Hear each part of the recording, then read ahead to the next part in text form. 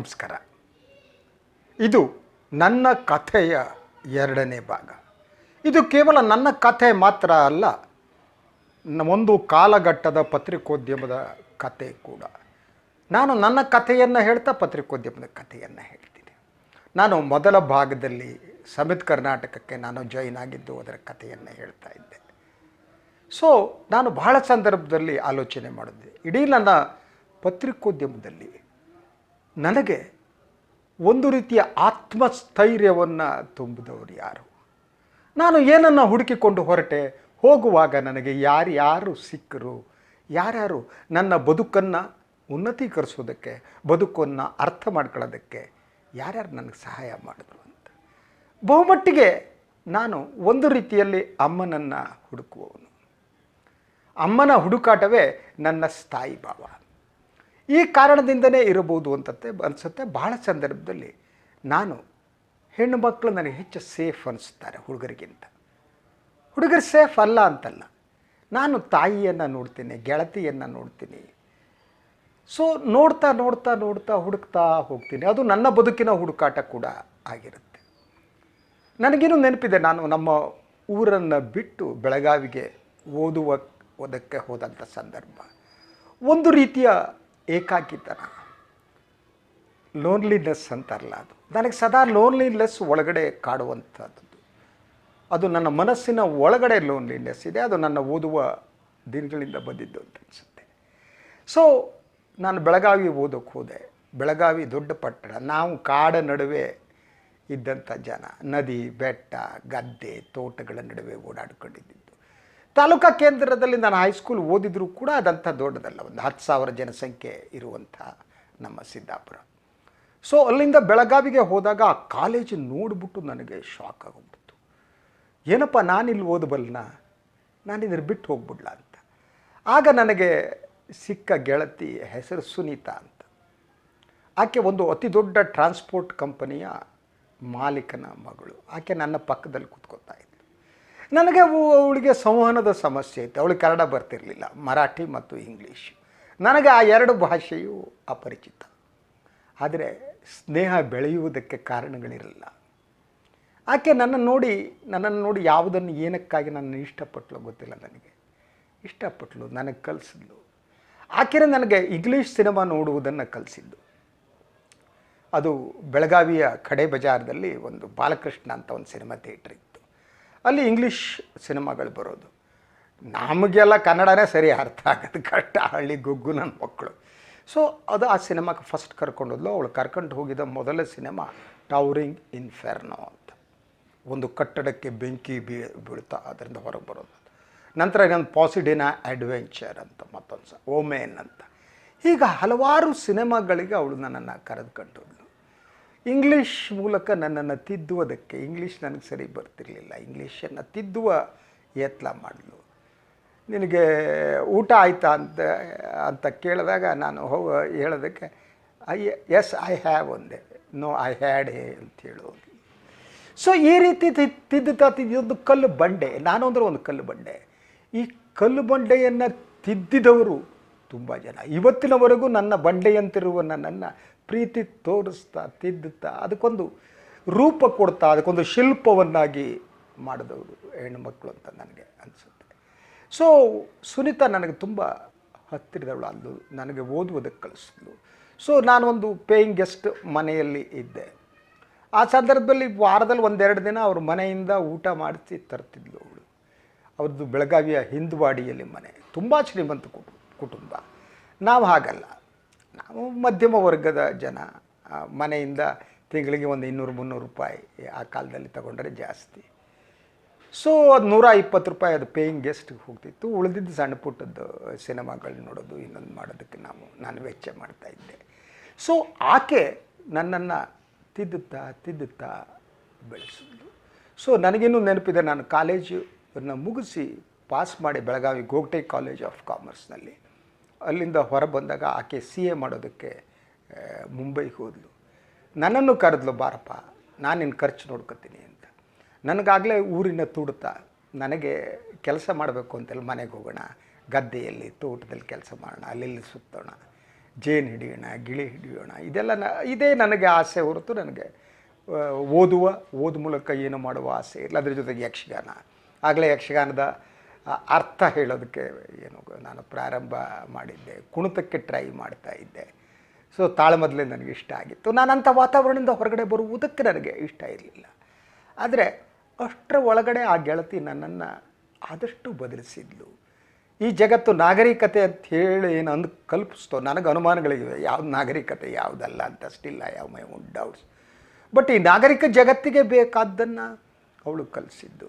ಆಗಲೇ ನಾನು ಬಿಯರ್ ಕುಡಿತಿದ್ದೆ, ಇಲ್ಲ ಅಂತೇನಿಲ್ಲ. ಆದರೆ ಅವಳ ಜೊತೆ ಕರೆದುಕೊಂಡು ಹೋಗಿ ಬಿಯರ್ ಕುಡಿಸ್ತಿದ್ಲು, ಮಾತುಗಳನ್ನ ಆಡ್ತಿದ್ಲು, ಸಾಹಿತ್ಯದ ಬಗ್ಗೆ, ಎಸ್ಪೆಷಲಿ ಇಂಗ್ಲೀಷ್ ಸಾಹಿತ್ಯದ ಬಗ್ಗೆ ಮಾತಾಡ್ತಿದ್ಲು.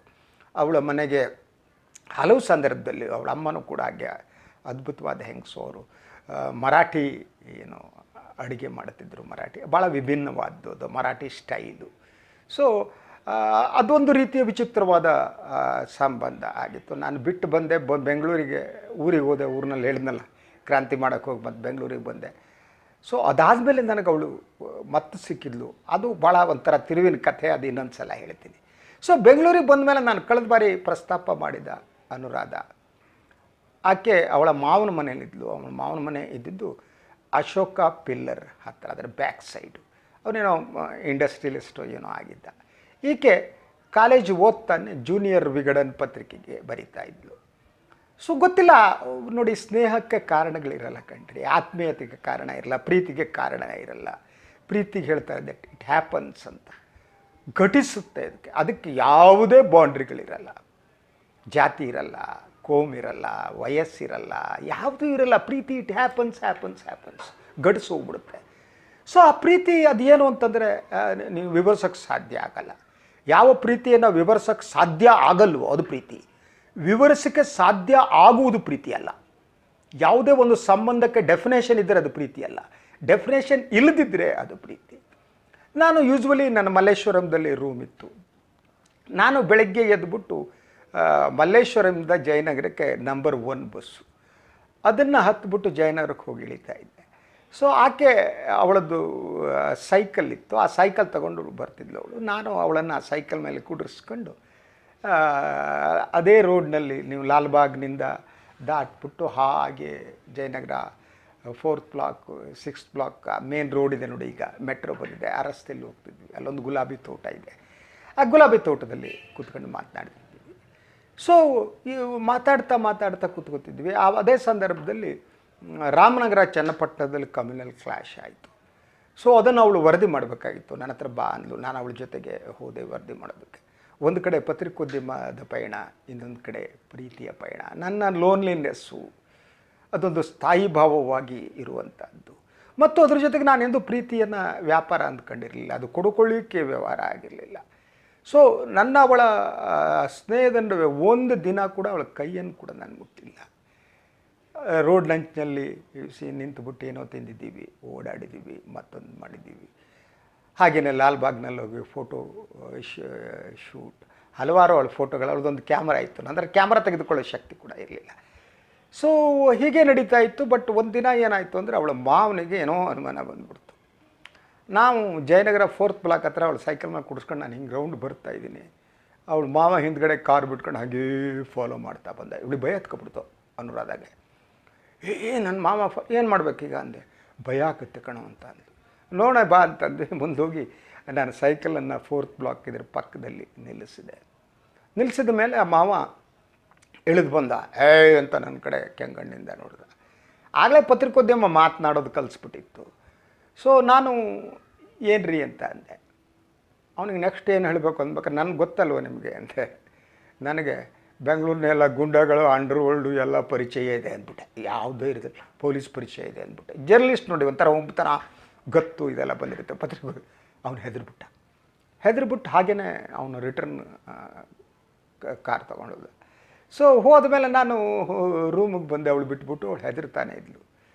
ಇದಾದಮೇಲೆ 2 ದಿನದ ನಂತರ ಅರ್ಜೆಂಟಾಗಿ ಸಿಗು ಅಂತ ಅಂದು. ಸರಿ ಅಂತ ಹೇಳ್ಬಿಟ್ಟು ನಾನು ಯಥಾ ಪ್ರಕಾರ 2 ದಿವಸ ನಂತರ ಬೆಳಗ್ಗೆ ನಂಬರ್ 1 ಬಸ್ ಹಿಡಿದ್ಬಿಟ್ಟು ಅಶೋಕ ಪಿಲ್ಲರ್ ಹತ್ರ ಹೋದೆ. ಅವಳು ಸೈಕಲ್ ನಿಂತ್ಕೊಂಡಿದ್ಲು, ಮುಖ ಬಾಡಿತ್ತು. ಏನಾಯಿತು ಅಂದೆ.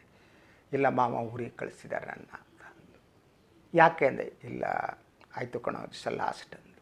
ಅದೇ ಕೊನೆ. ಅದಾದಮೇಲೆ ಅವಳನ್ನು ನೋಡಿಲ್ಲ, ಅನುರಾಧನ ನಾನು ನೋಡಿಲ್ಲ. ಆದರೆ ಸುನೀತಾನ ನೋಡಿದ್ದೆ. ಅವಳು ಇತ್ತೀಚೆಗೆ ದೂರವಾಣಿ ಕರೆ ಮೂಲಕ ನನಗೆ ಸಿಕ್ಕಿದ್ಲು. ಅವಳು ಅವರ ಅಪ್ಪನ ಕಂಪನಿಯ ಏನಿದೆ ಆ ಕಂಪ್ನಿಯ ಮಾಲೀಕತ್ವವನ್ನು ವಹಿಸ್ಕೊಂಡಿದ್ದಾಳೆ.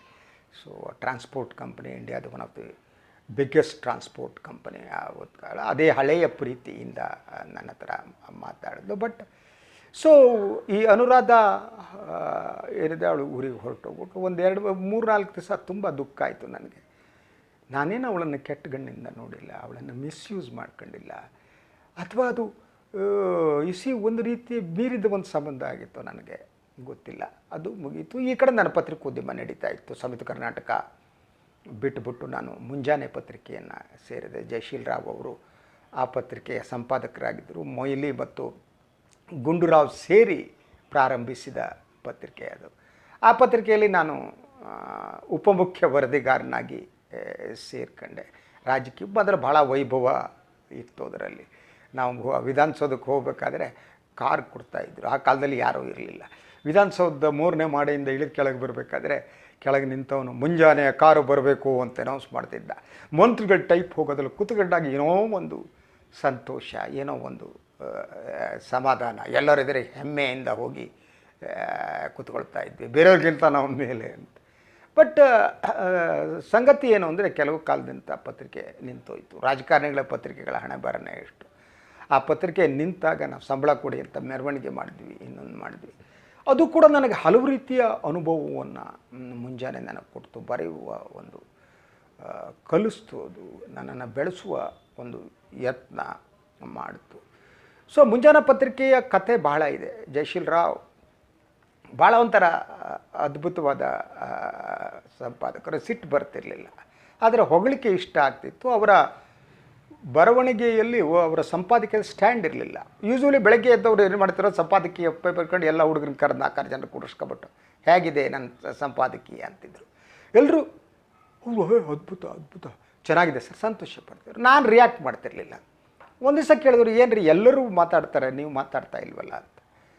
ನಾನು ಹೇಳಿದೆ, ಸರ್ ನಿಮ್ಮ ಸಂಪಾದಕೀಯ ಅಂದರೆ ಅಡ್ಡಗೋಡೆ ಮೇಲೆ ದೀಪ. ಖಾದ್ರಿ ಶಾಮಣ್ಣವರ ಸಂಪಾದಕೀಯಲ್ಲಿ ಒಂದು ಸ್ಪಷ್ಟತೆ, ನಿಖರತೆ ಇದೆ. You may agree or disagree, ಅವ್ರೊಂದು ಸ್ಟ್ಯಾಂಡ್ ಇದೆ. ನಿಮ್ಮದು ಬಸ್ ಸ್ಟ್ಯಾಂಡು ಅಂತ ಹೇಳ್ಬಿಟ್ಟೆ. ಜಯಶೀಲ್ ರಾಯರ ಮುಖ ಸಣ್ಣಗಾಗ್ಬಿಡ್ತು. ನನಗೆ ನೋಡಿ ಈ ಎದುರು ಮಾತನಾಡೋದು ಇಂಥ ಈ ಹಳ್ಳಿಗಳಿಗೆ ಇರ್ತವೆ, ಹಳ್ಳಿಯಿಂದ ಬಂದವರಿಗೆ ಹೇಳ್ಬಿಟ್ಟೆ ನಾನು. ಅದಾದಮೇಲೆ ಆಗಿದ್ದು ಅಂದರೆ ಅದಾದ 4 ತಿಂಗಳಿಗೆ ಎಲ್ಲರಿಗೂ ಸಂಬಳ ಜಾಸ್ತಿ ಮಾಡಿದ್ರು. ಡೆಪ್ಯೂಟಿ ಚೀಫ್ ರಿಪೋರ್ಟರ್ ಆದ ಶಶಿಧರ್ ಭಟ್ನಿಗೆ ಮಾತ್ರ ಇಲ್ಲ. ನಾನು ಅಲ್ಲಿ ಸೇರಬೇಕಾದ್ರೆ ನನಗೆ 600 ರೂಪಾಯಿ ಸಂಬಳವನ್ನು ಫಿಕ್ಸ್ ಮಾಡಿದ್ಲು. ಮುಚ್ಚೆವರೆಗೂ ನನಗೆ 600 ರೂಪಾಯಿನೇ. ಬಟ್ ಉಳಿದವರಿಗೆಲ್ಲ 800 ರೂಪಾಯಿ, 1000 ರೂಪಾಯಿ, 1200 ರೂಪಾಯಿ ಜಾಸ್ತಿ ಆಯಿತು. ಆಗ ನನಗನ್ನಿಸ್ತು, ನಮ್ಮ ನೇರವಾದ ಮಾತು ಕೂಡ ನಮ್ಮ ಬದುಕಿನಲ್ಲಿ ಬಹಳ ಸಂದರ್ಭದಲ್ಲಿ ಸಮಸ್ಯೆಗಳನ್ನು ಸೃಷ್ಟಿಸುತ್ತೆ. ಈ ಬದುಕಿನಲ್ಲಿ ಮುಖಸ್ತುತಿ ಅನ್ನೋದು ಬೇಕೇ ಬೇಕಾ ಅಂತ ನನಗೆ ಅನ್ನಿಸುವುದಕ್ಕೆ ಪ್ರಾರಂಭ ಆಯಿತು. ಸೊ ನನಗೆ ಮಲ್ಲೇಶ್ವರಂದಲ್ಲಿ ರೂಮ್ ಇತ್ತು. ಆ ರೂಮ್ ಸಣ್ಣ ರೂಮ್. ಅದು ನಾನು ಸೇರ್ಕೊಂಡಿದ್ದು ಭಾಳ ಒಂಥರ ಅದ್ಭುತವಾಗಿದೆ. ಅದು ನಾನು ರೂಮ್ ಹುಡುಕ್ತಾ ಇದ್ದೆ. ಬಟ್ ಒಂದು 100-125 ರೂಪಾಯಿ ಮೇಲೆ ರೂಮ್ ಬಾಡಿಗೆ ಕೊಡುವ ಶಕ್ತಿ ನನಗೆ ಇರಲಿಲ್ಲ. ರೂಮೇ ಇಲ್ಲ. ಏನು ಮಾಡಬೇಕು ಹುಡುಕ್ತಾ ಮಲ್ಲೇಶ್ವರಂ ಸರ್ಕಲ್ ಹತ್ರ ಬಂದಾಗ ಅಲ್ಲೊಂದು ಹೋಟ್ಲ್ ಇತ್ತು, ಗೀತಾಂಜಲಿ ಥಿಯೇಟ್ರ್ ಈ ಕಡೆ. ಹೋಟ್ಲ್ ಪಕ್ಕದ ಬಿಲ್ಡಿಂಗು, ಈಗಲೂ ಇದೆ ಆ ಬಿಲ್ಡಿಂಗು. ಸೊ ಅಲ್ಲಿ ಒಂದು ರೂಮ್ ಖಾಲಿ ಬಿದ್ದಿದೆ ಅಂತಂದ್ರೆ ಯಾರು. ನಾನು ಹೋದೆ. ಆವಾಗ ಮನೆ ಓನರ್ ತಮಿಳಿಯನ್ ಅವರು ನೋಡಿ, ಈ ರೂಮ್ ನಿಮ್ಗೆ ಕೊಡ್ತೀನಿ, ಬಟ್ ಈ ರೂಮಿನ ಕತೆ ನಿಮ್ಗೆ ಹೇಳಬೇಕು. ಈ ರೂಮ್ನಲ್ಲಿ ಒಬ್ಬ ಶಶಿಧರ ಅನ್ನೋನು ಆತ್ಮಹತ್ಯೆ ಮಾಡ್ಕೊಂಡಿದ್ದ. ಆದ್ದರಿಂದ ಆತ್ಮಹತ್ಯೆ ಮಾಡ್ಕೊಂಡು ರೂಮ್ ಯಾರು ಬರಲ್ಲ. ನನ್ನ ಹೆಸರು ಶಶಿಧರ, ಮೊದಲಿದ್ದವನು ಆತ್ಮಹತ್ಯೆ ಮಾಡ್ಕೊಂಡಿದ್ದಾನೆ. ನನ್ನ ಹೆಸರು ಶಶಿಧರ್ ಭಟ್ ಅಂತ. ಅವನೇ ಬೇಡ ಸಾರ್ ಅಂದ. ನಮಗಿದೆಲ್ಲ ಯಾಕ್ರಿ, ನೋಡೋಣ ಬಿಡಿ ಅಂದ್ಬಿಟ್ಟು ನಾನು ಅವನು 120 ರೂಪಾಯಿ ಕೊಟ್ಬಿಟ್ಟೆ. ಯಾಕಂದರೆ ಯಾರು ಬರ್ತಿರಲ್ಲ, ಆತ್ಮಹತ್ಯೆ ಮಾಡ್ಕೊಂಡು ರೂಮಿಗೆ ಯಾವನು ಬರ್ತಾನೆ. ನಮ್ಮಂಥ ಹಿಂದೆ ಇಲ್ದಿರೋರು ಮಾತ್ರ ಹೋಗಬೇಕು. ಸೊ ಆ ರೂಮ್ ಸೇರ್ಕೊಂಡೆ. ರೂಮ್ ಪಕ್ಕದಲ್ಲೇ LC ನಾಗರಾಜ್ ಅಂತ ಅವನು ಕನ್ನಡದ ಅದ್ಭುತ ಬರಗಾರಲ್ಲ ಒಬ್ಬ, ಅವನಿತ್ತು. ಅದಾದಮೇಲೆ ಆ ರೂಮ್ ಒಂಥರ ಭಾಳ ಡಿಫ್ರೆಂಟಾಗಿ ಡೆವಲಪ್ ಆಗ್ತಾ ಹೋಯಿತು. ಪ್ರಕಾಶ್ ರೈ ಬರ್ತಿದ್ದ, ಬಂದಲ್ಲೇ ಉಳಿತಿದ್ದ. LC ನಾಗರಾಜ್ ಜೊತೆ ಅವನು ನಮ್ಮ ಗುಂಪಿನ ಭಾಗವಾದ. ಸೊ ಕೊನೆಗೆ ಕೀರಂ ನಾಗರಾಜ್ ಬರ್ತಿದ್ದರು. ಸೊ ಕನ್ನಡದ ಸಾಹಿತ್ಯ ಒಲಿದವರು ಬರ್ತಿದ್ದರು, ಬೇರೆ ಬೇರೆ ಹಿನ್ನೆಲೆಯವರು ಬರ್ತಿದ್ದರು. ಸಾಹಿತ್ಯ ಸಂಸ್ಕೃತಿ ಬಗ್ಗೆ ಮಾತನಾಡ್ತಿದ್ವಿ. ಸೊ ಕಾಯಂ ಬರುವವರು ಬಾಲಕೃಷ್ಣ ಕಾಕತ್ಕರ್ ಇದ್ದ. ಅದೇ ರೀತಿ ತಾರಾ ಗಂಡ ವೇಣು, ಅವನು ಕಾಯಂ ಬರ್ತಿದ್ದ. ಸೊ ಹೀಗೆ ಹಲವು ಚಿತ್ರರಂಗದವರಿಂದ ಹಿಡಿದು ಹಲವರು ನಮ್ಮ ರೂಮಿಗೆ ಭೇಟಿ ಕೊಡ್ತಾಯಿದ್ರು. ಸೊ ನಮಗೆ ಒಂದು ಸಂತೋಷ ಅಂದರೆ ಮಲ್ಲೇಶ್ವರಂ ಸರ್ಕಲ್ ₹1.5 ಚಿತ್ರಾನ್ನ ಸಿಗ್ತಿತ್ತು. ಆ ₹1 ಚಿತ್ರಾನ್ನ ನಾನು LC ಪ್ರಕಾಶ್ ರೈ ಎಲ್ಲ ಹಂಚ್ಕೊಂಡು ತಿಂತಿದ್ವಿ. ಜಗತ್ತಿನ ಬಗ್ಗೆ ಮಾತನಾಡ್ತಿದ್ವಿ, ಪ್ರೀತಿ ಬಗ್ಗೆ ಮಾತನಾಡ್ತಿದ್ವಿ. ಬದುಕು ಹೀಗೆ ಸಾಗ್ತಾ ಇತ್ತು. ಆದರೆ ಇದು ಒಂದು ರೀತಿ ಎಲ್ಲರೂ ಕೂಡ ಒಂಥರ ಪ್ರೀತಿಯ ಪಯಣಿಗರಾಗಿದ್ವಿ. LC ನಾಗರಾಜ್ದು ಒಂದು ರೀತಿಯ ಪ್ರೀತಿಯ ಪಯಣ. ಬಟ್ ಪ್ರಕಾಶ್ ರೈ ಹಾಗಿರಲಿಲ್ಲ. ಅವರಿಗೆ ಪ್ರೀತಿ ಗೀತೆ ಅನ್ನೋದು ಅಂಥದ್ದಿರಲಿಲ್ಲ. ನಮಗೆ ಒಂದು ರೀತಿಯ ಹುಡುಕಾಟ. ನನ್ನ ಈ ಬದುಕಿನ ಪತ್ರಿಕೋದ್ಯಮ ಹೇಗೆ ಭಾಗವೋ, ಈ ಪ್ರೀತಿಯ ಹುಡುಕಾಟ ಕೂಡ ನನ್ನ ಭಾಗವೇ, ಬದುಕಿನ ಭಾಗ ಆಗಿದೆ. ಸೊ ನಾನು ಬಹಳಷ್ಟು ಸಂದರ್ಭದಲ್ಲಿ ನನ್ನ ಪ್ರೀತಿ ಪಾತ್ರರು ಯಾರಿರ್ತಾರೆ ಹೆಣ್ಮಕ್ಳು, ಅವರ ಅಮ್ಮನನ್ನು ಹುಡುಕ್ತೀನಿ. ಭಾಳ ಸಂದರ್ಭ ಯೋಜನೆ, ಇವರು ನನ್ನ ಅಮ್ಮ, ಇವು ನನ್ನ ಗೆಳತಿ, ಇವು ನನ್ನ ಸ್ನೇಹಿತೆ, ಇವಳು ನಮ್ಮ ಆತ್ಮ ಸಂಗಾತಿ, ನನ್ನ ಭಾಗ ಅಂತ ನಾನು ಮಾತನಾಡ್ತಿರ್ತೀನಿ. ಇವತ್ತಿನವರೆಗೂ ಆ ಪಯಣ ಹಾಗೇ ನಡೀತಾ ಇದೆ. ಪ್ರೀತಿ ಒಂದೆಡೆ, ಪ್ರೀತಿಗಿಂತ ಅದ್ಭುತ ಯಾವುದೂ ಇಲ್ಲ ಅಂತ ನಂಬಿದವನು ನಾನು. ಅದರ ಜೊತೆಗೆ ಅಮ್ಮನನ್ನು ಕಾಣುವುದು, ಗೆಳತಿಯನ್ನು ಕಾಣುವುದು, ಸ್ನೇಹಿತೆಯನ್ನು ಕಾಣುವುದು, ಆತ್ಮ ಸಂಗಾತಿಯನ್ನು ಕಾಣುವುದು, ಬದುಕು ಎಂಥ ಅದ್ಭುತ ಅಂತ ನನಗೆ ಅನಿಸುತ್ತೆ. ಸೊ ನನ್ನೆಲ್ಲ ನೋವಿನ ಕ್ಷಣಗಳಲ್ಲಿ, ನನ್ನೆಲ್ಲ ದುಃಖದ ಕ್ಷಣದಲ್ಲಿ, ನನ್ನೆಲ್ಲ ಅಸಹಾಯಕತೆ ಕ್ಷಣದಲ್ಲಿ ನನ್ನ ಬೆನ್ನು ತಟ್ಟಿದ ಸ್ನೇಹಿತೆಯರು ಹಲವರು, ನನಗೆ ಸಾಂತ್ವನ ಹೇಳಿದ ಸ್ನೇಹಿತೆಯರು ಹಲವರು. ಸೊ ದೇವರು ಆ ದೃಷ್ಟಿಯಿಂದ ಕರುಣಾಮಯಿ. ನನ್ನ ದುಃಖದ ಸಂದರ್ಭದಲ್ಲೆಲ್ಲ, ನನ್ನ ಬೇಸರದ ಸಂದರ್ಭದಲ್ಲೆಲ್ಲ ನನಗೊಬ್ಬ ಸ್ನೇಹಿತೆಯನ್ನು ಅವನು ದಯಪಾಲಿಸಿದ್ದಾನೆ. ಆ ಸ್ನೇಹ, ಪ್ರೀತಿ ನನ್ನನ್ನು ಬದುಕಿಸಿದೆ. ಹಾಗೆಯೇ ಪತ್ರಿಕೋದ್ಯಮದ ಕಥೆ ಹೇಳ್ತೀನಿ, ವೈಯಕ್ತಿಕ ಕಥೆಯನ್ನು ಹೇಳ್ತೀನಿ ಮುಂದಿನ ಸಂಚಿಕೆಯಲ್ಲಿ. ಇವತ್ತಿಗೆ ಇಷ್ಟೇ ಸಾಕು. ನಮಸ್ಕಾರ.